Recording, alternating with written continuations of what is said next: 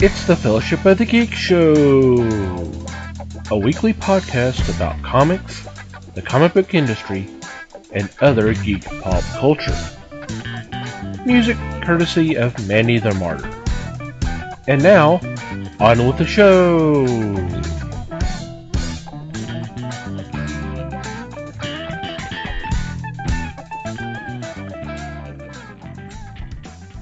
Hey everybody! It's the Fellowship of the Geeks podcast. My name is Thomas Schick, and joining me for this episode is Mike Marlowe. Hey gang. Les Webster. Hello all. And Liz Newman. Hello everybody. Yay, we're back. Hey, we're back. We're back. The band's back too. Mm-hmm. Yep. Because it's hot down here, man. I tell you what, Wichita Falls at 3 o'clock this afternoon was 111. Golly. The official reading for the area is at DFW Airport. It hit 108 today here. So. Wow. Yep. Yep. Warm. Too freaking hot. Yep. I saw a dog chasing a cat today, and they were both walking. And drinking out of Ozarka bottles. Right. Yep. Anyway, I apologize for us missing last week, but just several things had come up where we weren't able to record, so Just didn't happen. It just didn't happen. It's one of those things. It's a life thing. Yep. So hope everybody's doing okay out there. So what's been going on in your corner of the galaxy? Well, I don't know, same old really. Still watching Doctor Who when I can, off and on. It's actually funny because having the week off gave me a chance to sort of run across several of them at once.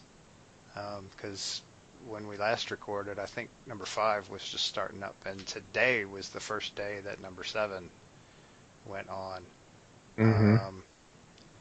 And I have to say, I really had trouble with 5 this time around, but it had nothing to do with Peter Davison. I still think he's still one of my favorite Doctors. The problem is I just can't stand the companions. They just, oh god, they were just driving me nuts. I just couldn't do it.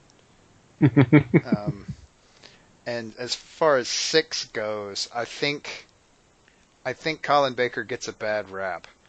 I think he did the best he could with what he had to work with. I don't know what the hell the writers were doing there. It was just weird, and it took him most of the run just to get the stride going, and by then there was so much outcry against him that they had to go ahead and let him go and regenerate him. Fortunately, I think Sylvester McCoy is pretty well loved in terms of the fandom, so I'm looking forward to seeing a couple of those. I think the fans have come around a little bit on Colin. I don't think it is as bad as it was, but I could be wrong. They just really screwed with his character a little bit. They really screwed with the Doctor in terms of writing, and I don't know. It never made sense to me. It makes even less sense now. It's just they made him unlikable. It was like when they decided to flip him, because they usually find a way to flip-flop some part of his personality to kind of make it a little kind of opposite. Right. And unfortunately with number 6, they decided, okay, number 5 was too nice. So we're going to make 6 kind of a dick. And man, he played it well. I'll give him that, but he wasn't particularly likable most of the time. At least not until the end, and by then everybody hated him. Right, it was too late. Yeah. And so kind of the other thing I have been doing is I I am starting to pick up the Hellboy Omnibuses, and I am almost done with Volume 1. They are large, but I am really enjoying that. It is really cool. I mean, I had kind of become a fan later in the game with Hellboy. But yeah, some of the early stuff is really good. I'm a little surprised at how strong it started off. Alrighty. I don't have anything. Okay. You did nothing Yeah. for the last 2 weeks. I Wow. know. Yeah. Wow. Well, Shame. my day job, her dad's been in the hospital and had major surgery done and everything else. So things have been kind of crazy in my world this past week. But then you throw the heat on that. I've done nothing. I come in and peel the work clothes off and put a nightgown on, and that's about it. Should be the time I'm reading, huh? Well, it's But too I damn have hot. been reading my other stuff, and I'm done with that, so. It's too damn hot to read in the car. So. Yeah, it is. Oh yeah, the secret project stuff. Yeah, I finished all of those. I finished that. That's going to be an interesting thing. Mm-hmm. I agree.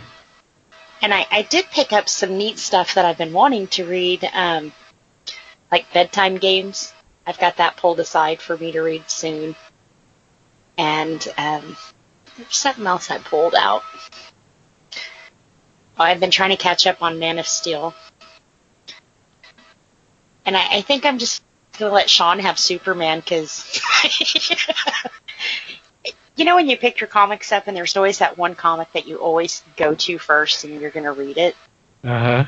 That's just never been Superman for me. So it's kind of one of those things you have to, you know, think about. And, oh, yeah, I've got that. I need to read it kind of thing. So. Well, that's okay, too. Yeah, and I'm not saying there's anything wrong with Superman. I mean, it's a good story and everything else. It's just not when I sit down and go, oh, I'm going to read Superman. Right. Your list of other stuff you want to read first is extensive. Yes, very. I know that feeling. Yep. So I've kind of read, but nothing I can really talk about because it's kind of been a little bit of this and a little bit of that. And right. And if anything had really knocked it out of the park for you, you'd be gushing about it right now, and you're not. So. Right. Yep. Oh, fair enough. Yep. So next.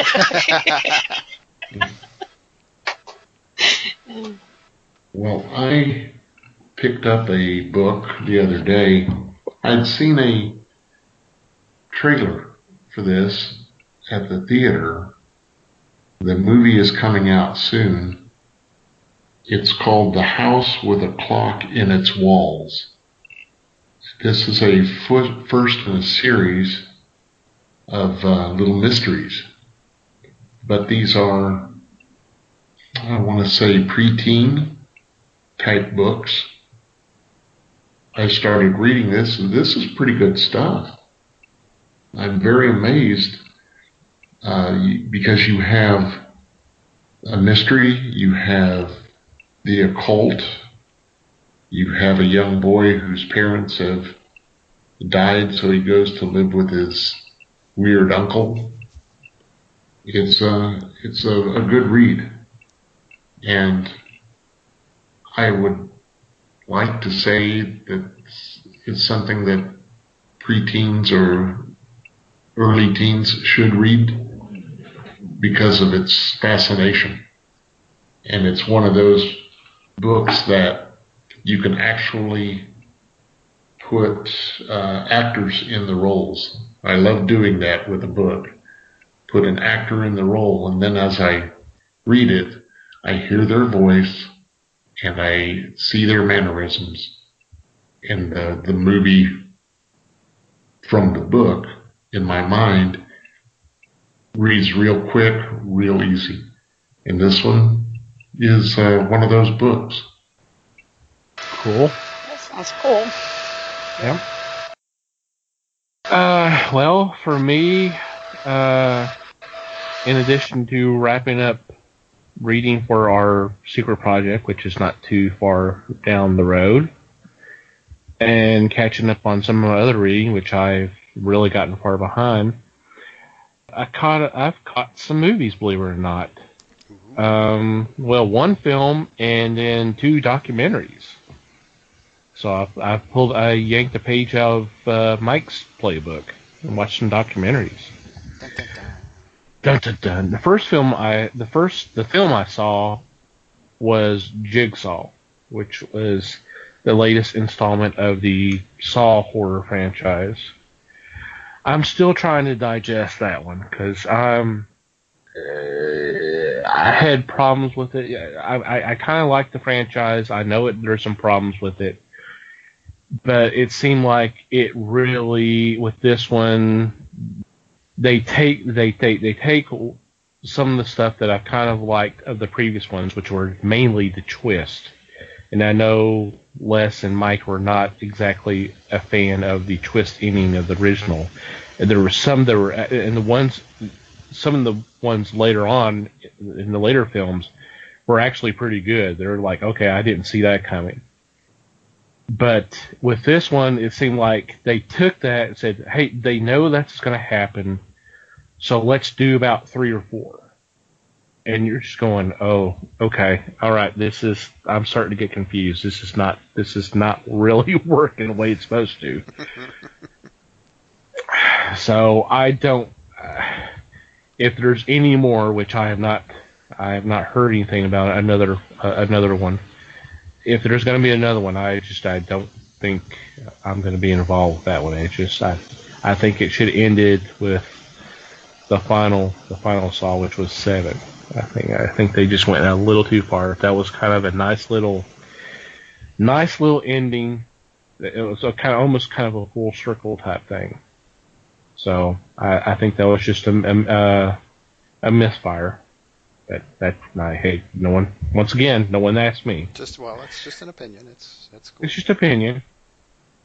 The documentaries I saw from 2012, and it was the Doobie Brothers, Let the Music Play, which was kind of interesting.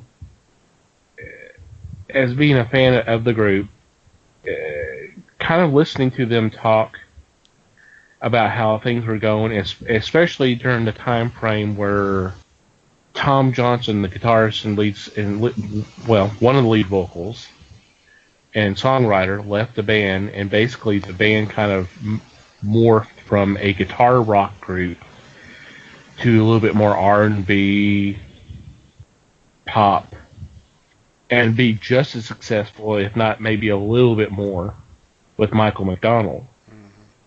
I mean, sometimes bands do that, especially to have a long career, but the fact that happened and then they broke up and then eventually reformed, but reformed back to kind of the original group and then have some success again that way, that's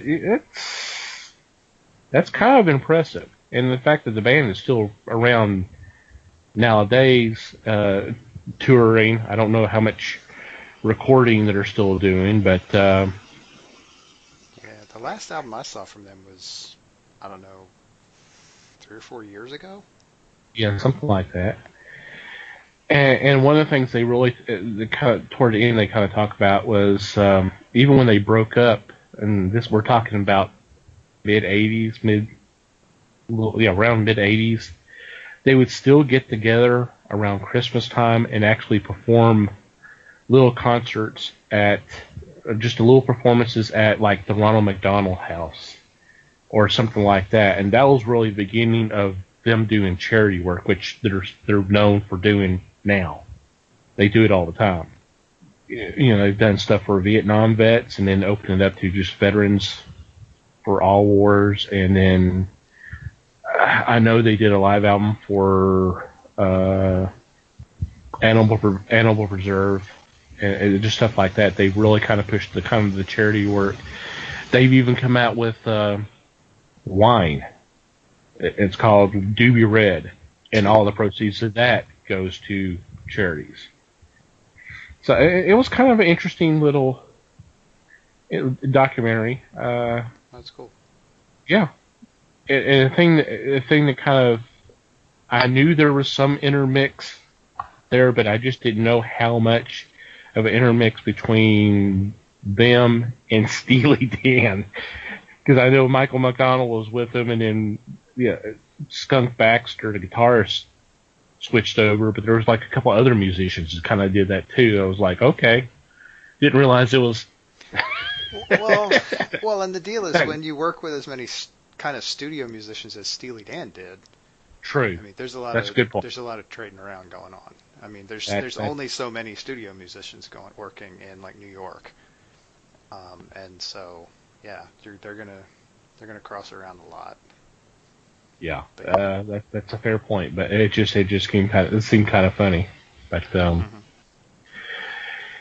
and speaking of funny, the other one is one that just premiered on HBO within the last couple of weeks, and it's the documentary on Robin Williams, Come Into My Mind, and that was a very interesting piece. Just some of it you knew, a lot of it you did not know, but it was kind of fun kind of seeing some of the stuff from before. Just his rise from just being the whole concept of Mork, which a lot of people know him best from, probably, or a lot of people probably our age or so would identify him with that. The whole concept of that basically came from the fact that Gary Marshall's son was a big fan of Happy Days until Star Wars came out. And then he said that the son, which I can't remember his name right now, was like, well, there's no spaceman in Happy Days. So Gary Marshall went to the writers and said, we got to have a spaceman for an episode because my son likes spacemen.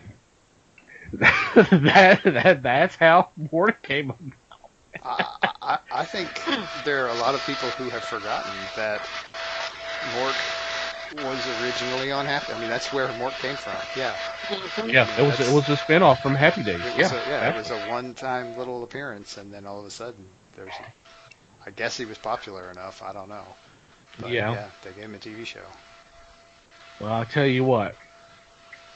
When they get to the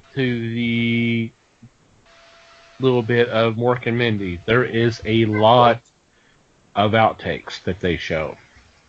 You got to DVR this so you can go back and watch it over and over again, because that's funnier than most of the stuff that was actually shown. That's not surprising. And not surprising, because I mean, Robin could say whatever the heck he wanted. I know there was one they showed scene where he's doing his report to Orson, and Robin said his line, and then I don't know who the actor was that was doing Orson started saying his lines, and he kind of got messed up, or he got lost, and Robin goes, dude, you got the fucking script in front of you.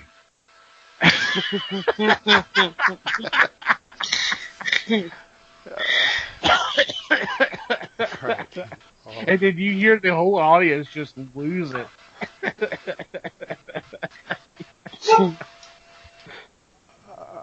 Yeah. It's that, and then I was telling Les about this the other day. The whole 2003 Critics' Choice Awards. That they showed that whole thing where he was nominated. I believe it was for 1 hour photo. I may be wrong. And he was up against Jack Nicholson for About Schmidt and Daniel Day-Lewis for Gangs of New York. And it was a cluster from the beginning, because Selma Hayek was doing it, and she started reading off the nominees, and and of course they show them as they're being announced, and they go to Robin Williams, and she says Ed Norton for some other movie, and everybody's going, what? Because he wasn't even it was only just the three of them. Thanks. And so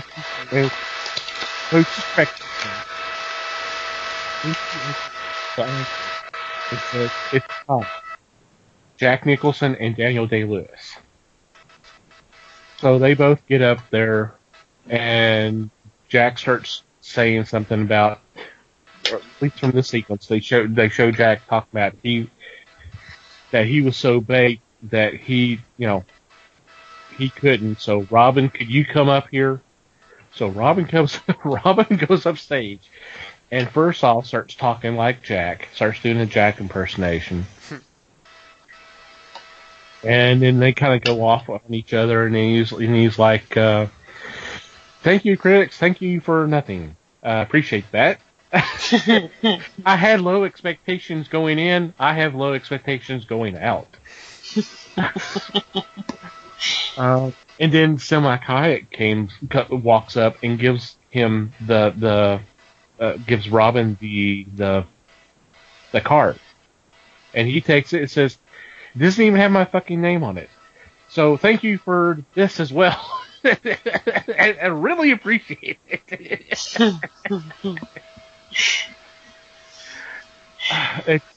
It's really heartwarming. It's really funny until you get to the end, and you kind of know that we're getting to that point where we start kind of talking about the end of his life, which it's been 4 years now, which is hard to believe, but Yeah. it was kind of eye opening, but it was definitely funny, and I miss him. He was great. He was. Alrighty.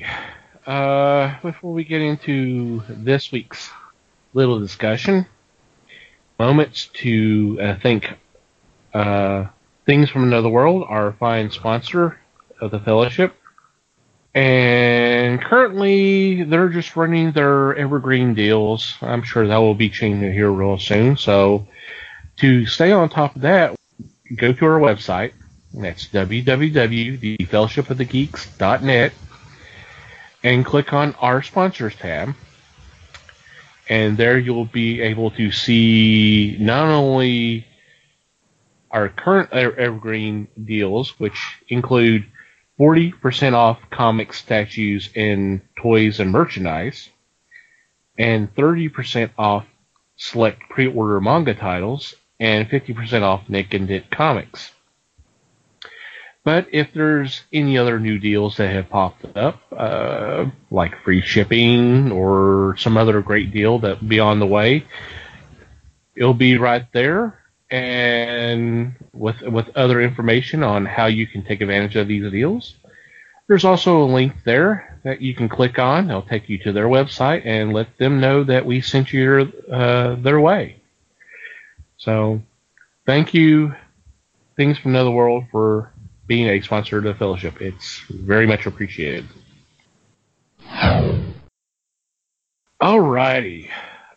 The genesis of this topic actually came from a prior show a few weeks back, and I don't remember exactly how it started, but somehow we had mentioned Rogues Gallery, and kind of talked about,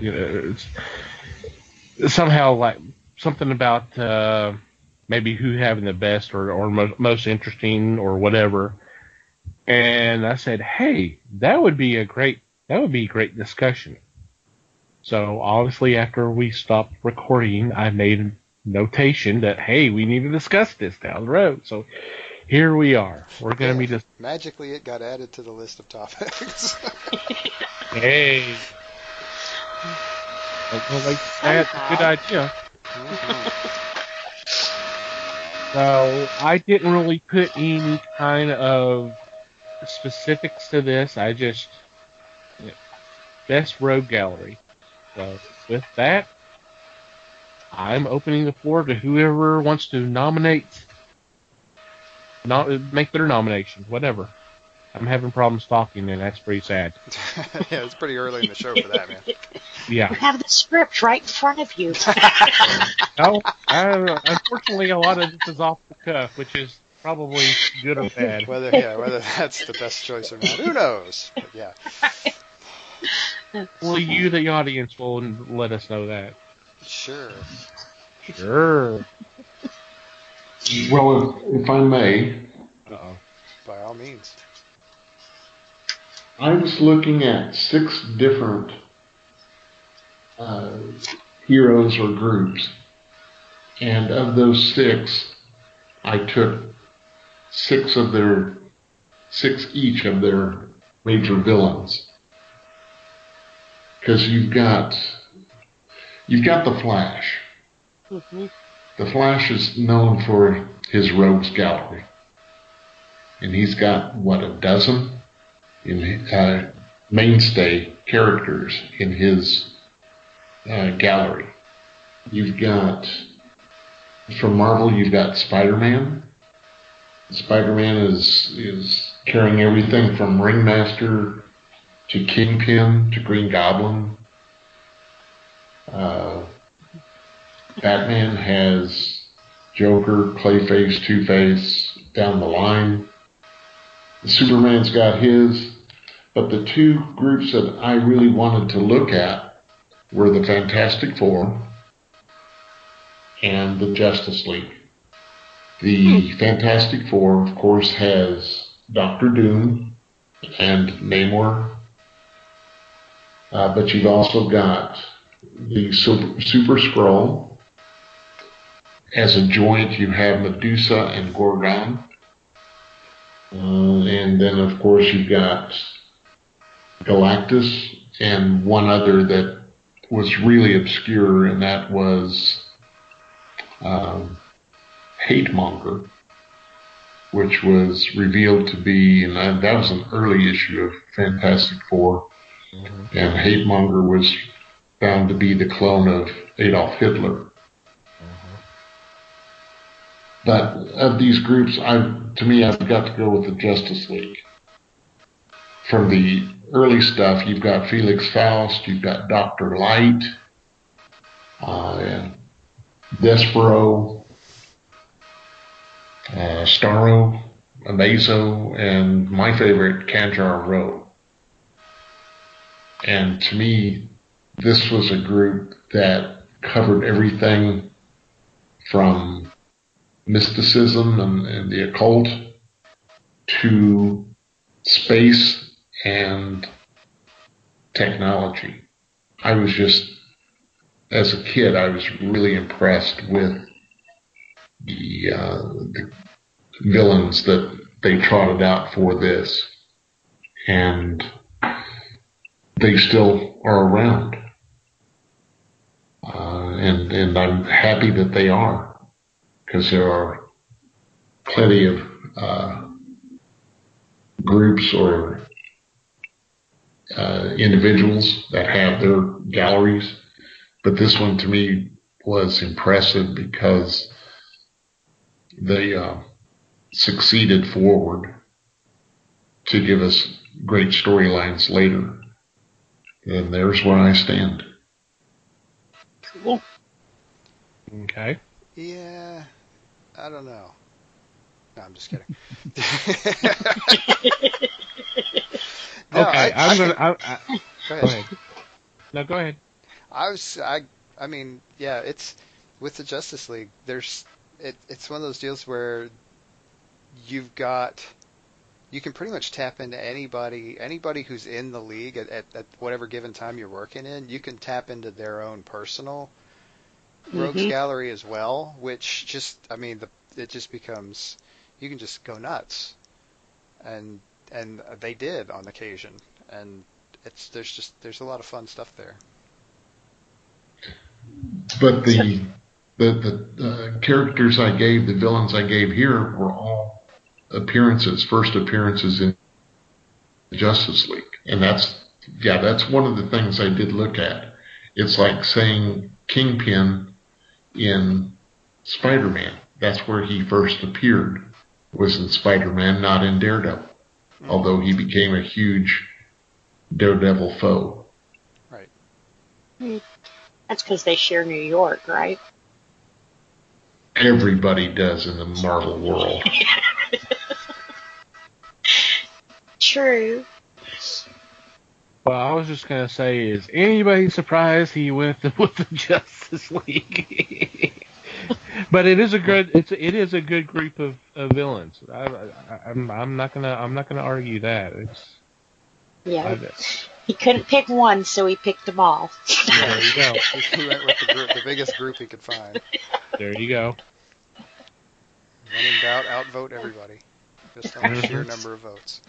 That's all right. And honestly, I mean, not gonna lie, Fantastic Four is on my list.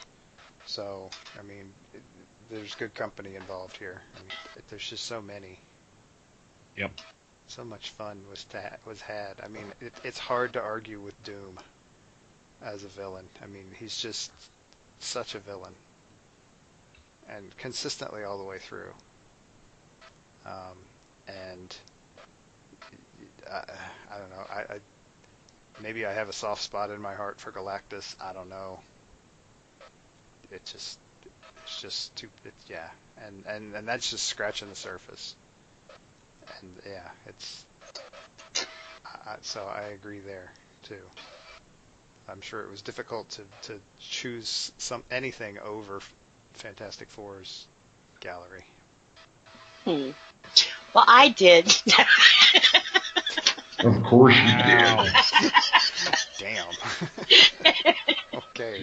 Jeez. Well, it's Marvel, so Fair enough.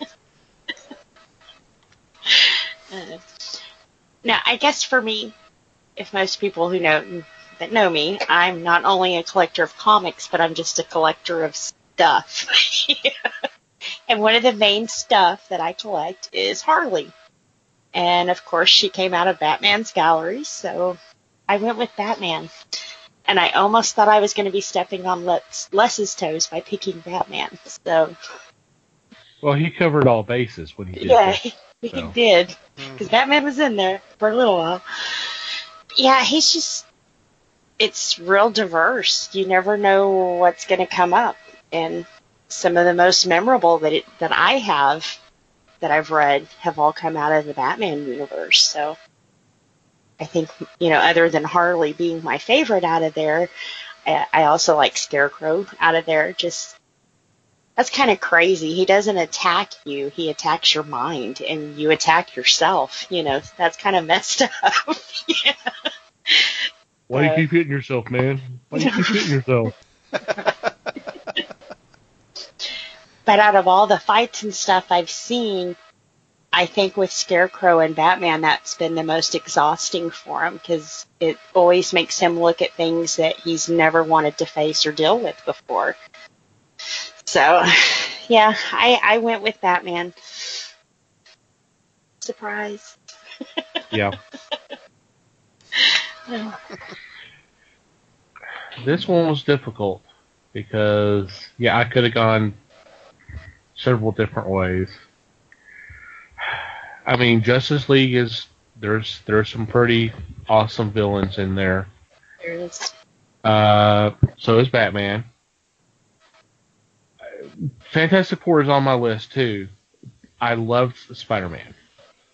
I mean, you always would think of Green Goblin, but I'm thinking more of along the lines of Kraven, Vulture. They just look so different. Mysterio was awesome. Mm-hmm. And Flash has some awesome villains.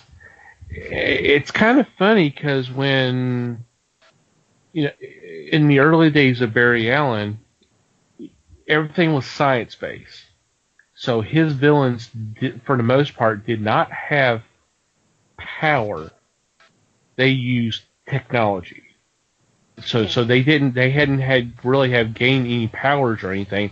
Their powers were basically technology-based, whether it was a weapon or something else. And they kind of gone away with that over the years, especially when they replaced some of the original rogues like the Wizard or Captain Cold or something like that. They may turn them a little bit more power based. But that was kind of interesting. The Flash's rogues were pretty awesome because they were usually if you saw one, it was not one. It was usually about 3 or 4 of them together. So they always seemed, as much as they always kind of bickered between each other, they still united to try to take out Flash. Who else has some really good? Avengers have some good ones, but also on that one, it's kind of like Justice League, where it's some of them are kind of crossover from individual villains. Yeah, a lot of Maybe, yeah, maybe more that way than say Justice League, where Justice League, they're those villains for the most part were Justice League villains, and until something happens where they show up in someone else's book, that kind of thing. Big fan of Fantastic Four. You mentioned Galactus, you mentioned Doom. The Super Skrull. Yeah, that was one of the first villains that had all the powers of the team. And apparently that was so popular that we got Amazo for Justice League, and then we had a Super Adaptoid for the Avengers. And then you had Mimic for the X-Men. So it's like, oh, okay. So someone likes the idea of one person having all the team's powers. Not just Mimic for X-Men, you had Proteus too, who was kind of true along the same lines. So yeah, did it more than once. And X-Men have some really interesting villains too. Yeah. I mean, you got Magneto, obviously. You got the Brotherhood of Mutants. You had Mystique, which now kind of is another one. Yeah. Well, but in fairness, that happens to a lot of villains, and I'm just, they kind of skirt that issue. Okay, they're bad guys, but they're not really bad guys. I mean, the same. I mentioned Magneto. Same thing. He was a villain until they did the whole backstory of him actually being a Holocaust survivor, and then they kind of changed him up a little bit, and he's not really evil. He just, his motive, his intention, his motivation is different. There you go. Thank you. He's just drawn that way. That too. Yeah. Yeah, but see, the one of the cool things about X-Men is that concept was almost started. I mean, it was that the whole idea, or at least the way it turned out, whether it was intentional or not, I wouldn't be surprised if it was that sometimes the bad guy's not just evil for the sake of being evil. Sometimes it's just somebody who's making a mistake or something. Yeah, and it's misguided. I mean, that's that whole making characters human thing. I mean, these are people, and people are complicated. And honestly, the people that we call the X-Men Rogues Gallery is probably really just a little more complicated than the X-Men themselves. And so, I mean, that's almost like the driving force behind X-Men in the first place. It's all about misunderstandings and about intentions and the kind of things that normal people deal with every day, except they have superpowers. So that almost makes the Rogues Gallery. It makes the X-Men one difficult to use because they're not always bad guys, which kind of makes them hard to pin down as a Rogues Gallery, really. I mean, hell, even Rogue was a bad guy for a while. True. When you look at the power of these characters, and I'm not just saying superpowers, I'm just saying the power of a Galactus or a Darkseid or just about anybody else. Is it a staying power is what I'm looking at. Is it one of those things that is going to reverberate from now on? We know that the Joker is going to have staying power. Lex Luthor has staying power. Doomsday has staying power. Superman has Mr. Mxyzptlk. He's got Bizarro. He's got one of my favorites, and that's Brainiac, the man that shrunk the city. So, does a character have staying power? Am I making sense on this? To be a villain or? To be a villain. Right, and how much of that is just sheer persistence, and how much of it is popularity, and how much of it is just raw power level? There's kind of a lot at play there. Okay. I think it seems to me, given the way the industry works, popularity is going to probably be your biggest victory. If you come across if you create a villain who people like to read about, I mean, whether they think the villain is interesting or they just like seeing him get the shit pounded out of him. I mean, if that's going to sell books, then that's what they're going to do. So, yeah, so somebody like Doomsday, yeah, they're going to bring him back because, I mean, say what you will about Doomsday, he made an impact in his first appearance. He got people's attention. Well, okay, that too. Whether that was, I mean, and did he have just raw power? Sure, but that's not why. I mean, other than, yes, he went toe-to-toe with Superman, but that's because Superman was overpowered at the time too, as he often is. But, I mean, you get into something like, I mean, let's jump publishers. You go to someone like Galactus, whether that's based on popularity or not. I mean, the power level is there. I mean, Galactus, I mean, his plan was to consume the world. So, yeah, he's powerful. Is that why he was popular? I don't know. I'm not sure. I don't think so. Personally, I think it probably had more to do with the fact that he was more of a unifying force in a way that a good guy can't be. I mean, he's the type of villain that brings heroes together because they have to work together because holy crap, he's going to eat the planet. So I mean, there's a lot of variance there. There's a lot of kind of different ways to go about it, and I think when they're creating specific villains, individual villains, that I think they're not sure always how well it's going to work, and that's okay. I mean, it's fine. Yeah. Well, like you said, popularity has a lot to do with it. Look what they did to Harley after she became popular. You know, you never know what side of the fence she's on anymore, you know. So, yeah,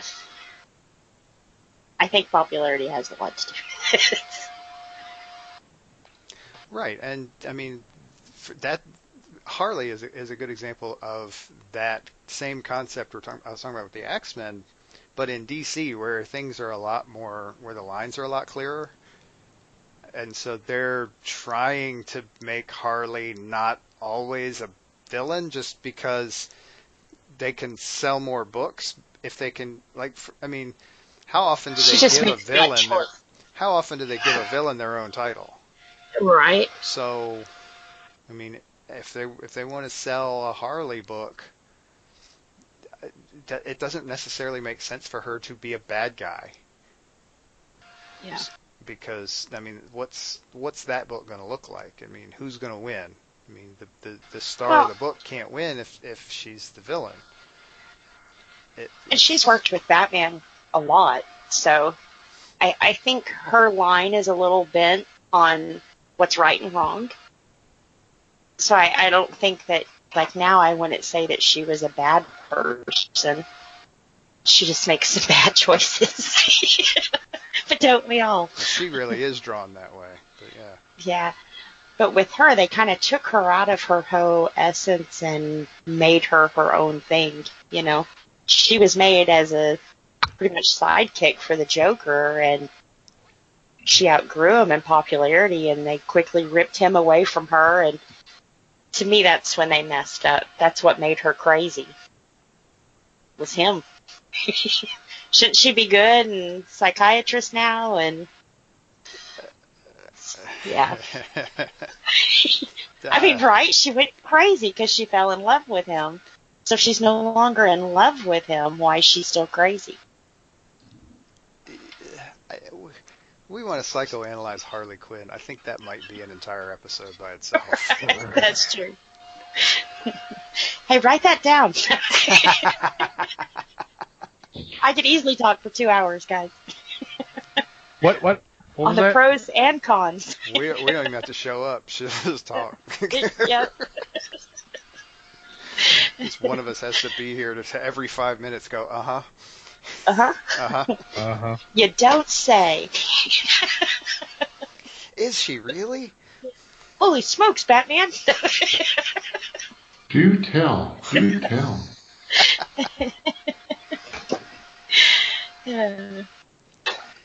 See, and I think we don't have to stick with big shot coming from me, right? We don't necessarily have to stick with superheroes to find interesting rogue galleries. True. Yeah. Another one that I picked was Atomic Robo, and part of this is easy, but they've had some really fun villains, and I mean they've had a couple of recurring villains. I mean, if nothing else, Dr. Dinosaur's fun just because he's knucking futs, almost on a Harley level. Yeah.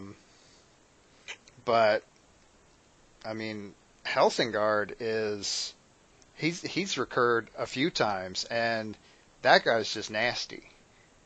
And I mean, yes, you get into the Nazi thing a little bit there, but you know that's a deep well to pull from, because you can the Nazis. There's a lot of stuff around the Nazis. And, oh man, talk about another show.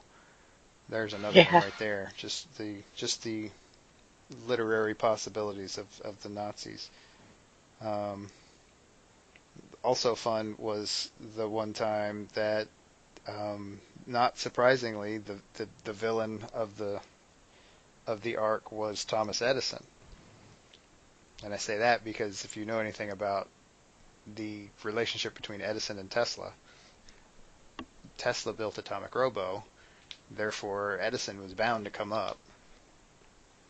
And then on top of that, you have at one point Robo gets thrown back in time to the Old West, and you've got an interesting cast of characters, villains and otherwise, honestly, including some historical characters, which gets really fun too. So, and then of course Majestic 12 is kind of the what's a good, I guess, Hydra would be a good kind of comparison. Parallel, yeah.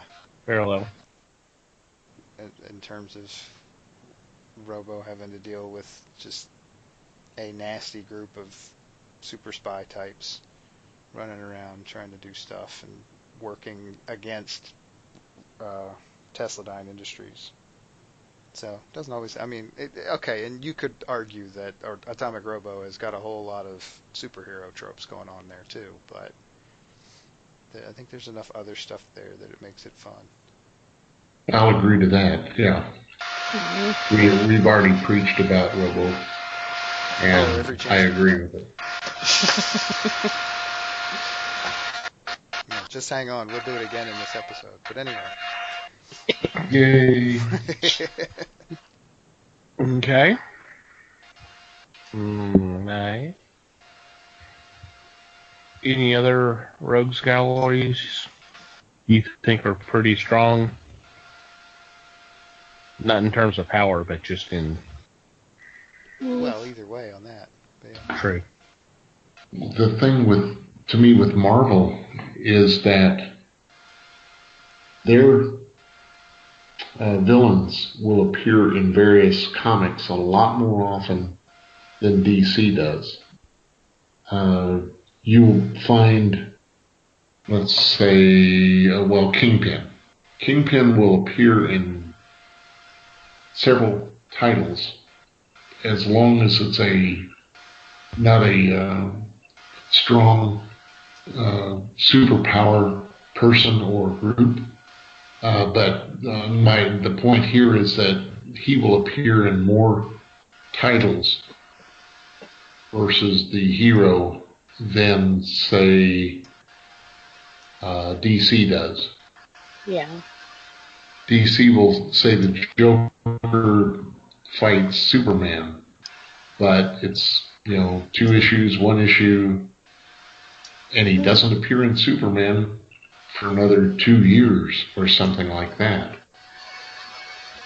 DC is more select. Their rogues gallery per hero will not appear that often in other groups or against other heroes. Well, once again, that goes back to the whole New York thing. Most of the characters and villains are located in one location for the most part. So yeah, where Kingpin's a great example of that because he's very much a geographic villain. I mean, he is very much stuck to or involved in a specific location. And so basically anybody who comes buzzing through there and runs into problems can run into him. Yeah. And you had like the Purple Man. Sure. Didn't he start in Spider-Man, then he went to Daredevil, then did Jessica Jones? He's kind of been the main one in each one of them, Yeah. Right, and kind of for the same reason, right? Yeah, same area, yep. Yeah. I mean, does DC have anybody who's that specifically geographic? I mean, other than when Luthor was president, and so you knew he could be found at the White House. I mean, but right. Who the hell goes there, right? Well, and doesn't Arrow and Flash kind of share some of the same people due to location too? See, that's the thing with DC. I don't know if they've ever sat down and said, Arrow, Star City is in New York and Gotham is in wherever, which is kind of cool that they don't, but like with Marvel, you kind of know it's New York. Right, they're using real locations. Yeah. With DC very the other choice. Right. Yeah. I don't know exactly what Star City or Keystone City are actually representative in the real world, but like Gotham is supposed to be like New Jersey, Metropolis is New York. So based on that, if you want to say something like that, if that is accurate, then yeah, Joker might see Superman a little bit more often than he would say Flash or Arrow, because yeah, that's not much of a difference in distance. Yeah. But do we include Injustice in the DC universe then? Because in Injustice, they all fight each other, and all the villains from everybody are kind of fighting. Actually, the bad guys are the good guys, and the good guys are it's kind of weird, but... Dogs and cats living together, mass hysteria. Yeah, but that's what started the whole thing with Injustice, is Joker went after Superman and used Scarecrow's gas on him to where he thought he was fighting the Joker, but instead was fighting Lois Lane. And, killed her and the baby, that she was pregnant with at the time. And then, of course, when he realized what he did, he ripped Joker's heart out. But, you know. And I think that was the whole thing with Superman. He was pissed at Batman because it's kind of like, man, you should have killed this guy a long time ago. You know? He shouldn't be running around making people stupid. So, it is kind of, you know. But, dark. yeah, That's what it is. Jesus. very dark. Wow, Yeah. grim and gritty. Shock. I'm I'm shocked. surprised you haven't read that one, Mike. DC being dark and gritty. I don't know. Wow, that's almost saying like there's gambling at Rick's casino. I mean, come on. Wow. Oh, okay. Yeah. Right.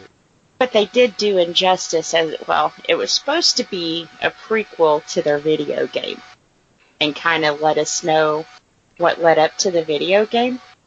But after 5 years, I don't think they've ever gotten to where the video game is. So, What the hell? They're having fun with it, right?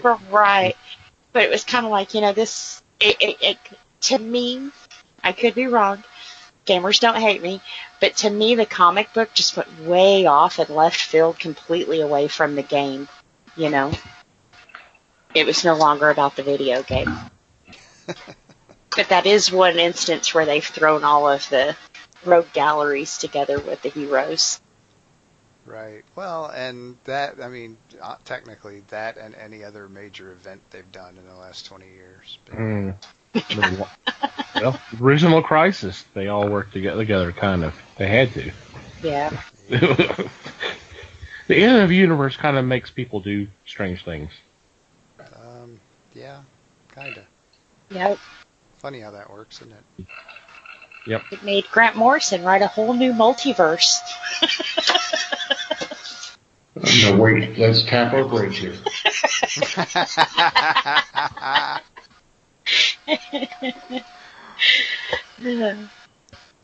Cool. What else we got? Well, within the first 2 minutes of Les's speech, he named like 3 of mine. So. Well, go ahead and mention them again. It's not a big deal. Yeah, people have forgotten by now. Sure, go ahead. Yeah. Well, I was thinking the Flash has a really good rogue gallery. Isn't And it just full of a bunch of other people who run really fast too, though? I mean, come on. No, because then you had Mr. Turtle, who was so slow he didn't know what to do with him. You know, so it's kind of. And then you have you Mr. got Cold and Captain Cold, Heatwave, Air Master, the Wizard, the Top, Trickster. the Gorilla. Gorilla Grodd. And The see, and I Wizard. think with the Flash, that's the reason why they've been so successful with the TV show, is because he has so many villains that are kind of neat and, you know. Yeah, but it seems like it seems like they focused the big bad having to be a speedster. So to Mike's point, that Yes. I mean the fact that they came out and said for the next season the big bad is not going to be a speedster. I'm going, well, first of all, thank you, finally, Yeah. and second of all, the fact that you had to say that kind of tells you that there's a problem. Yeah. Yeah, my attempt at comedy and my attempt at being a smartass, well, you know, proves that I don't watch The Flash, obviously, because that's what they're doing. They're taking the smartass route, I guess. I don't know, but. Well, it's kind of like Supernatural storyline. They've got one main goal that they're working towards at the end. Like with Flash, it's, you know, the speedster. But for 13, 14 episodes till you get to him, there's all these really cool guys who come out of the woodwork. So yes, that's always the main villain, but there's always a lot of others on the show that... Monster of the Week. Yeah. I was Pretty about to say, you know, that's not the first time that's happened. I mean, Buffy was really honed that to perfection. Yeah. You had the big bad that you had to deal with pretty much at the season finale, but you had a lot of cool or dangerous threats every week leading to up there. Yeah, getting you ready for that final fight. Yep. Mm-hmm. Getting you all the XP you need to level up so you can take on the big bad. There you go. See, and I think Arrow has pulled, as far as the TV show goes, I think they've pulled too many of Batman's villains for the Arrow. And it's kind of like, I mean, yeah, it's cool, but this ain't a Batman show, it's the Arrow, so. So I wouldn't say he had a good rogue gallery. Bring it back on topic. Yeah, a good rogue gallery because you stole it from Batman. All right. You already picked Batman's rogue gallery. You can't pick it again. Right. Right. But I think the whole reason Arrow was made was to be the gritty Batman, wasn't he? The one that would kill. You mean the show? No, in the comics. The whole reason he was created was kind of to be like Batman, but without that, I can't kill anybody. Because Green Arrow will cap an arrow in you. No. I mean, he was literally a rip-off of Batman. Yeah, he was a clone for sure, but whether there was more or less grittiness involved, I don't know. I don't think so, because I mean, Les could probably correct me if I'm wrong. I mean, he not only did he first, when he first popped up, he all of a sudden had a sidekick and an arrow car, an arrow cave, and everything else. I mean, he was literally a copy of Batman. Just everything was arrow themed instead of bat themed. Yeah. Well, and him and Batman rode together for a while, too. Well, it's hard to be gritty in green spandex, right, Les? I've had trouble with it. Oh, God, that's an image that's going to be kind of hard to get rid of. Men in tights. Manly men. But anyway. Yes, the emerald. Trying to beat me there, buddy. The emerald. Setting it up for you to knock it out of the park, man. Mm-hmm. The Emerald Archer, when his first outfit had red gloves and boots, like not necessarily emerald there. Right? Maybe somebody's not sure what that word means or something. I don't know. You have to have one color to pop. So which one is it, the red or the green? Well, the red would have to pop the green, like a Christmas tree. Yeah, he's a Christmas archer.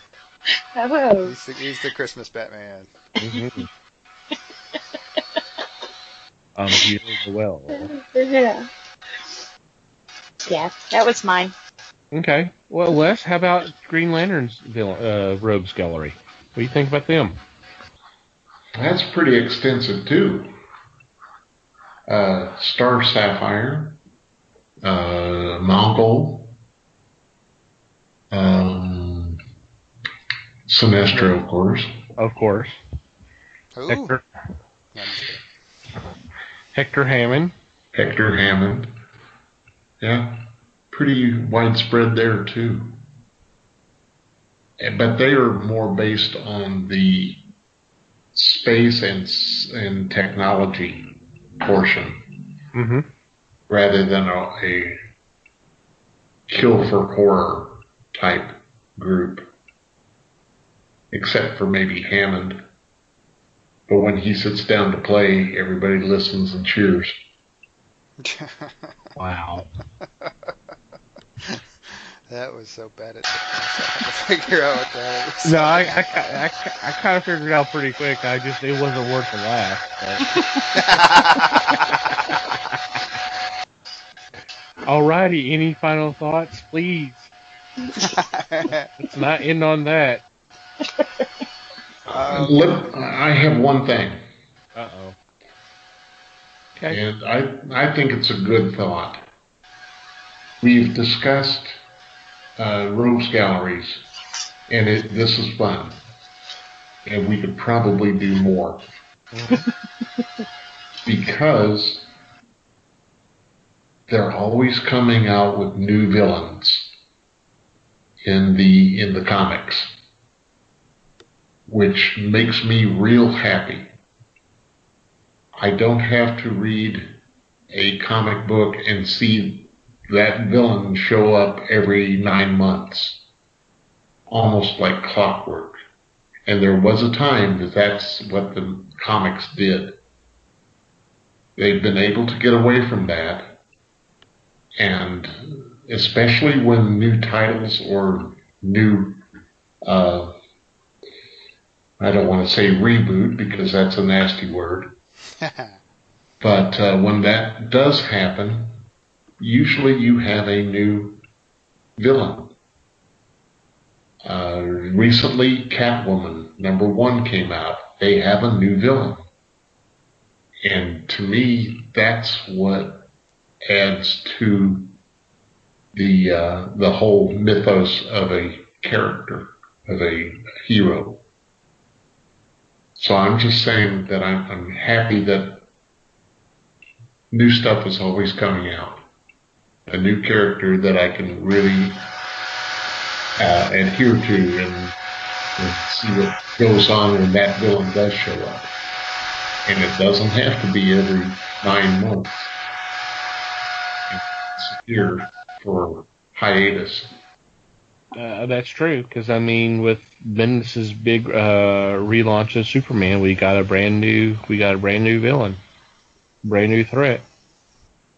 So Yes, sir. It does happen, and that's always a good thing.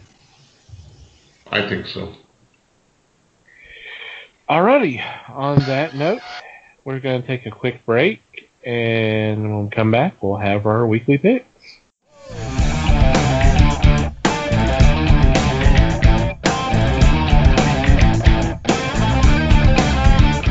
And we're back. It is time for our weekly picks, and leading off is Liz. Alright, my first pick kind of goes along with our topic tonight. It's DC's Beach Blanket Bad Guys Special. Several short little stories in here. Writers like Paul Dini, Tim Seeley. I guess the bad guys are on vacation. Joker and Bizarro are friends. So well, they deserve a break too, so right. Yeah, I can't always, be all drama. But yeah, so it should be a real cute, fun issue. And of course they've got Amanda Connor doing the covers, so even if you don't read it, you have to pick it up for the art. But read it, because it should be good. 80 pages, guys. That's a big one. Yep. Oh, dang. Nice. I'm ready for that, too. Yep. I said a lot of good writers on this one, so. Alrighty. Mike is up next. Okie dokie. My first pick is a Valiant book, and I am super excited about this one because I've been a big fan of the Britannia series since the beginning, and so the new arc is Britannia Lost Eagles of Rome, #1 of 4, comes out this week. And we've got a new story about Rome's first detectioner, and this time it looks like they're going to be traveling to German equivalent in Roman times. I can't remember what it used to be called back then off the top of my head. I'm sure we'll find out in the first issue. But they're going to keep Aquilia around, apparently, which is awesome because she's a badass. And if you've read the last arc, you'll know what I'm talking about. But yeah, I'm real excited about this one. They've switched out art. Peter Milligan is still writing. They've switched out artists. They've got Robert Gill drawing, and he's done some really cool stuff for Valiant in the past. So ought to be awesome. Yeah, I'm glad to see Britannia come back. Me too. I am up next, and for my first choice, I am going with Eden, #1. This is from Alterna Comics. And it's about a group of unlikely heroes, dun, dun, dun, that are battling an alien invasion force, and of course this takes place in 2714. So it's not anytime real soon, but this sounds like a really interesting new series. I assume it's going to be a short run series, but it's written by Eric Henson with art by Michael Babinski, Stephen Downer, and I believe Henson does some art as well. From what I've caught so far, it looks like it would be pretty cool. So I'm stoked about this one. And alternative, I mean, we've kind of gone on and on about alternative comics, but there always being high quality stories and art. So I'm sure this will be the same. Yep, sounds like a good one. I'm glad that Alterna is coming out with some more stuff. Yep. Me too. Yeah. All right, Les, you're up. Well, for my first choice, it's Monroe Publications edition of Midway, The Battle That Changed the Pacific War.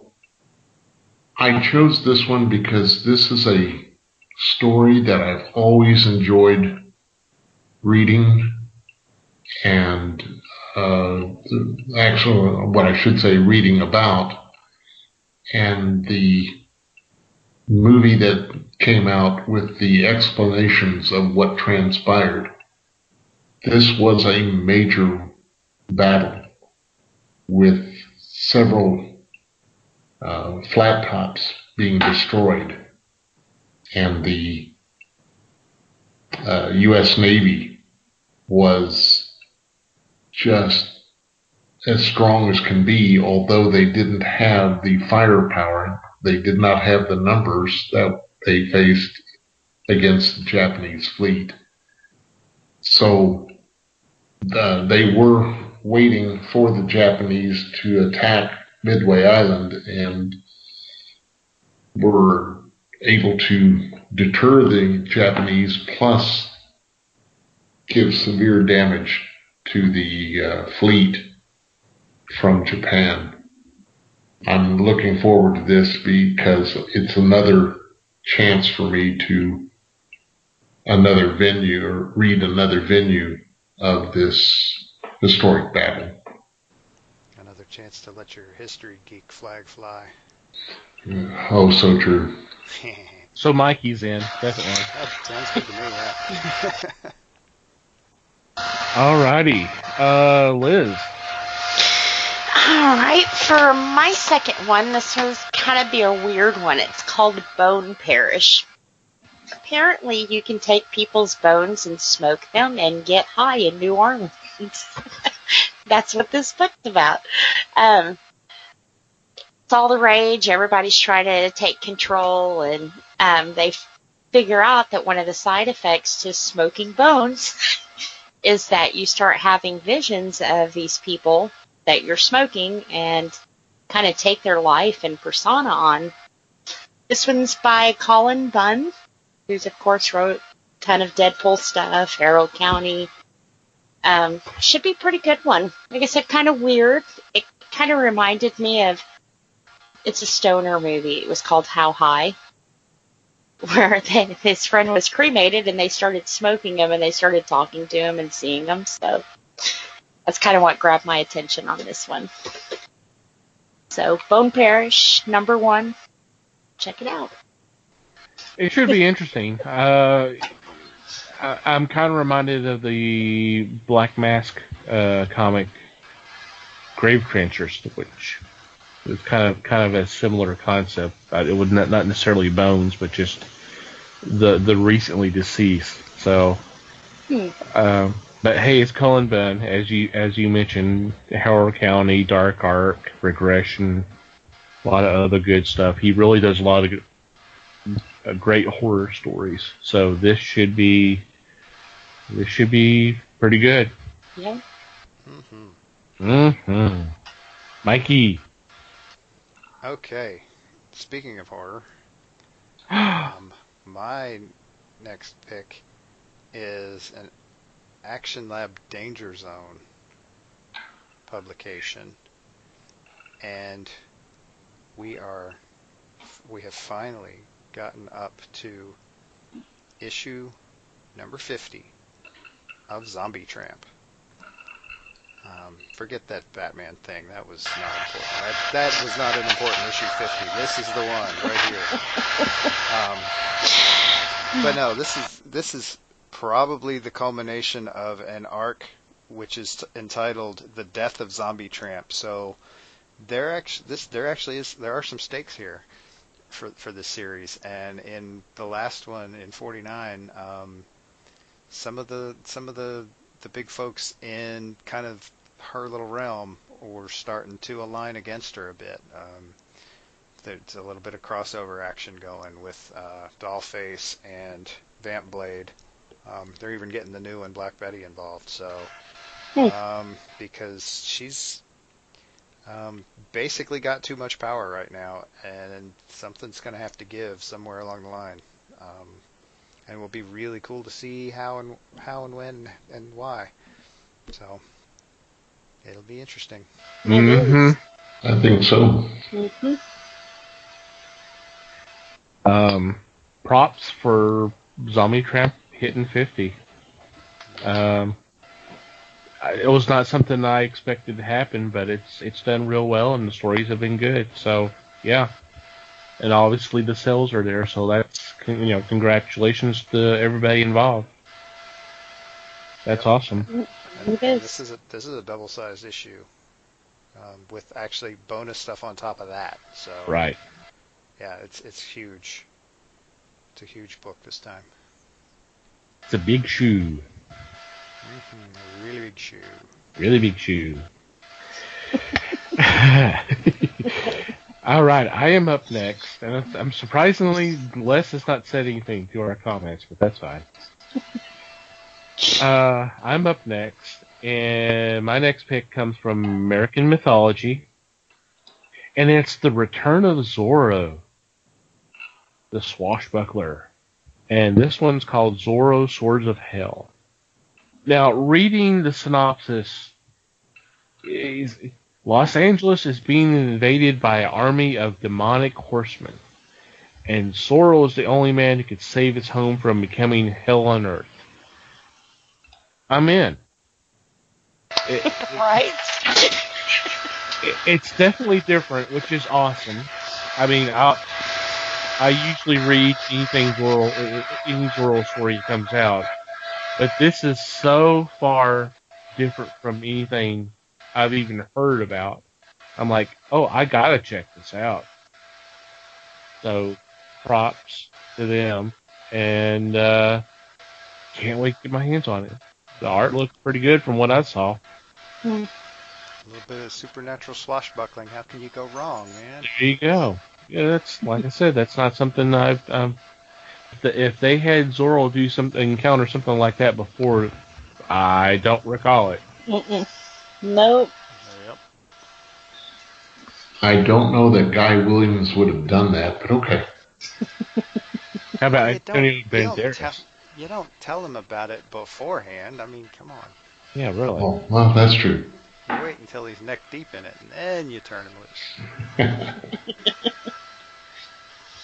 Les, you are up next. For my second choice, we're going to DC Comics. They are issuing a Silver Age volume of the Doom Patrol. This is carrying 15 issues of the characters Negative Man, Elastigirl, and Robot Man, along with their leader, Niles Calder, and coming up against foes that are so outlandish it's freaking scary.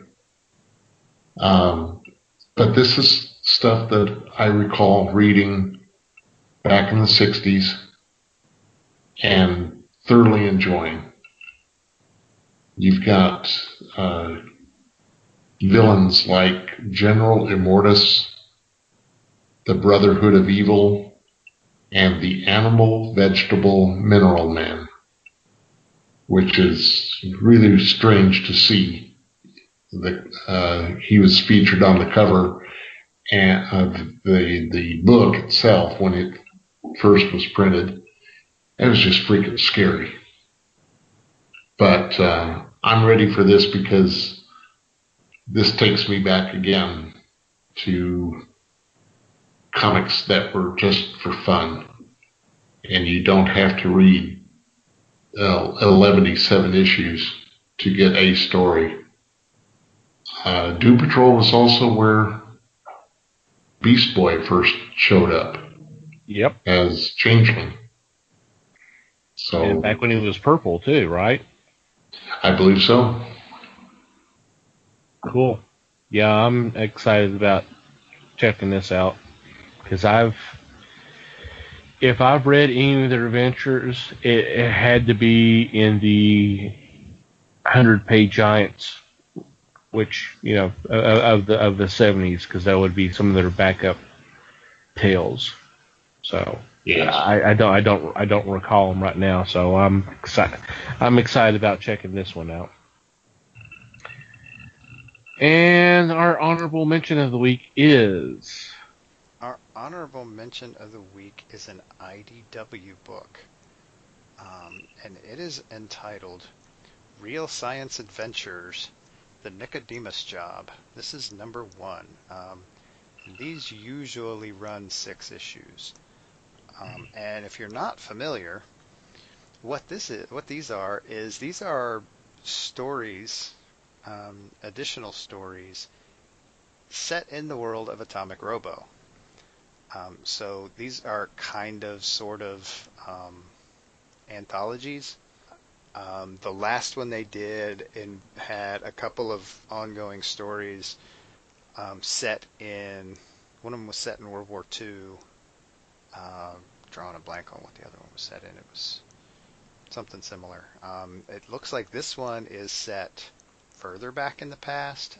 We're talking Crusades era type stuff, which is kind of right up my alley anyway. Plus, it's in the same world as Atomic Robo, so I'm down for that anytime. They've done. This is, I want to say, this is like the 4th or 5th of these that they've done. Always a really cool read. Always interesting stuff going on. It kind of gives them an option to give Scott Wagner a break.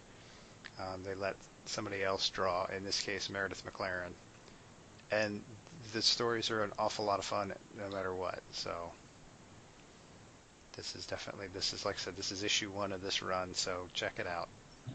Woohoo! Yep. Very cool. All right. Any special mentions this week? Since we weren't on last week, I still think we need to take a moment to note the passing of Steve Ditko. Yes. Since we didn't get a chance to, I was prepared to spend a few minutes talking about this passing. Yes, everybody mentions he's the co-creator of Spider-Man, but he created so many other characters and some incredible tales, and his art is just so unique. You know it immediately when you see it. It is iconic. It's iconic. And the fact that he was still working right up until he died, because when we did our most recent Kickstarter episode, which was just a few weeks ago, one of them that was up was a Steve Ditko. It had already reached goal pretty darn quick and was already hitting stretch goals and all that. So, which no one should be really surprised, but to be at 90 and still just going and doing what he wanted to do, that's pretty awesome. It is. Yep, huge impact Mm-hmm. on the world of comics, for sure. For sure. Any other special mentions? Not me. No.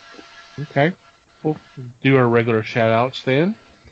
First, to Manny the Martyr for offering us their awesome music that we use for our podcast. We'll have a link to their page. Go check out their music. Appreciate it, guys. Appreciate your support. Also want to thank the fine group of fellow podcasters known as the Potter Family for retweeting and sharing the link of the fellowship and spreading the word of our show. It's very much appreciated. Please go check these guys out. There's a ton of shows out there. All you got to do is just go to Twitter.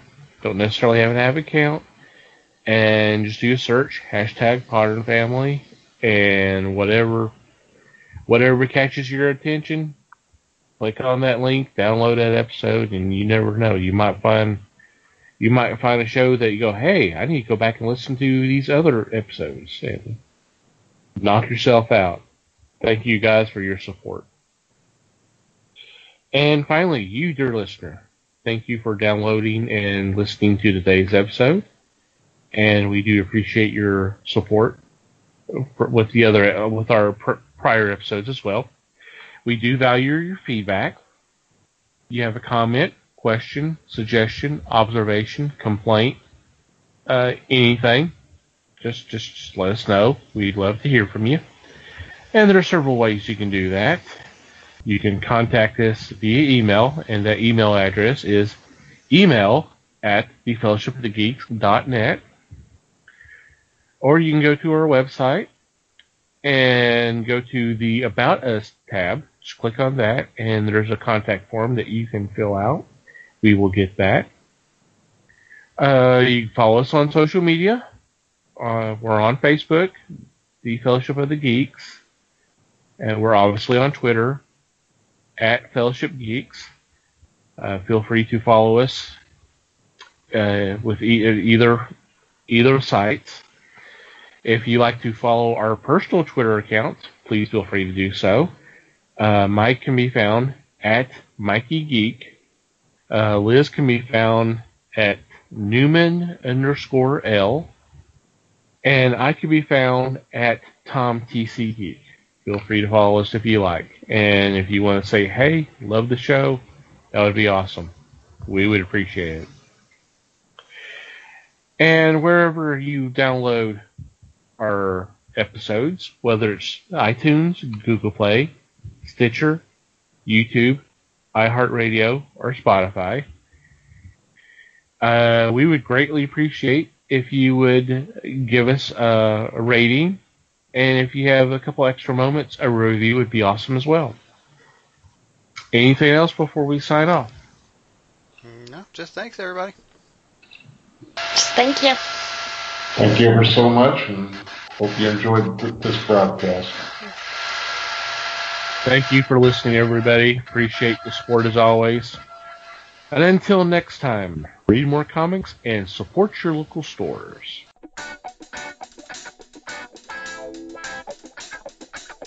We thank you for listening to the show. Comments, suggestions, and questions can be sent to email@thefellowshipofthegeeks.net. You can follow us on Facebook @The Fellowship of the Geeks and on Twitter @Fellowship Geeks. Until next time,